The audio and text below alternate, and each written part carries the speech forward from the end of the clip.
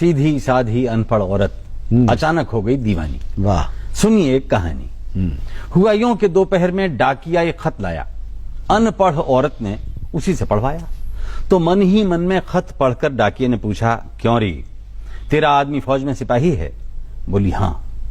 3 साल पहले ब्याही है? बोली हां। शादी के 2 महीने बाद ही फौज से बुलावा आया?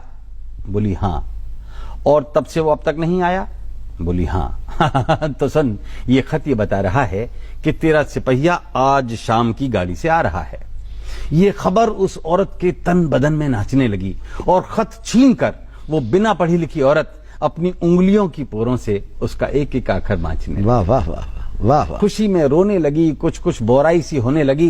कभी इधर भागे, कभी उधर भागे, कभी ठगी सी ठहर जाए, सोते से जागे। खबर किस किस को सुनाए, कुछ समझ ही न पाए। नहीं नहीं नहीं नहीं नहीं नहीं नहीं, खबर किसी को नहीं सुनाऊंगी, सुनाऊंगी तो मारी जाऊंगी। घर बाहर वाले सब घेर लेंगे, मेरे पास आने नहीं देंगे।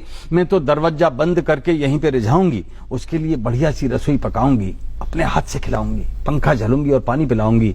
हाय राम, क्या चीज सबसे ज्यादा अच्छी लगती है उसको? क्या बनाऊं, क्या खिलाऊं, क्या पिलाऊं?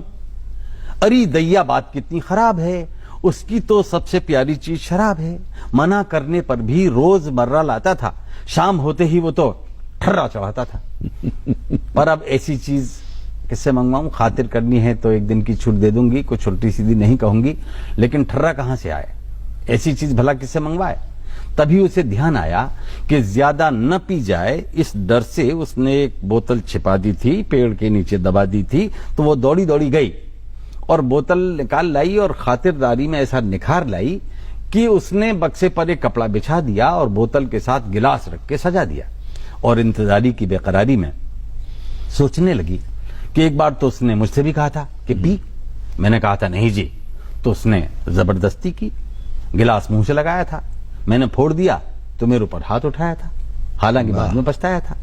पर आज तो उसकी तमन्ना कर दूंगी पूरी, साथ में उसके मैं भी पीऊंगी और कहूंगी, देखो तुम्हारी तमन्ना मैंने कर दी पूरी, पर आज के बाद से मत लाना ये अंगूरी। प्यार प्यार में मान जाएगा, शायद इसके बाद फिर कभी नहीं लाएगा।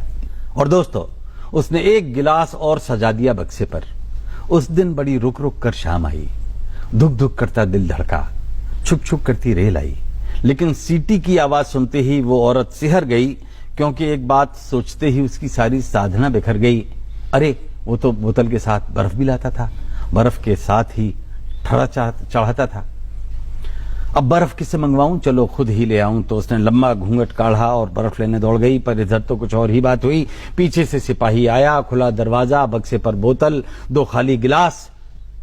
देख के चकराया, माथा ठनका, कमजोर मन का वो सिपाही उसे दृश्य कचोट गया और औरत को बदचलन जानकर लौट गया। इधर औरत बर्फ लाई, आते हुए बूटों के निशान, जाते हुए बूटों के निशान, कुछ समझ नहीं पाई। और मित्रों, कहानी खत्म, पैसा हजम। आप कहेंगे इस कहानी में क्या दम, कहानी बेकार है, फालतू सुनाई है, इसमें क्या सार है? तो मित्रों, चमन के मित्रों, ये कहानी मैंने आपको इसलिए सुनाई है कि आप इतने सारे लोग इसे सुने और कभी संयोग से किसी गली में, सड़क पर, मोहल्ले में या बाजार में वो फौजी आपको मिले तो उसे असलियत बता देना, उसे समझा देना कि तेरी औरत आज भी तेरे आते हुए बूटों के निशानों पर उंगलियां फिरा रही है और तेरे जाते हुए बूटों के निशानों को अपने आंसुओं से मिटा रही है। लौट जा, लौट जा, लौट जा, उसका बहुत ऊंचा चरित्र है।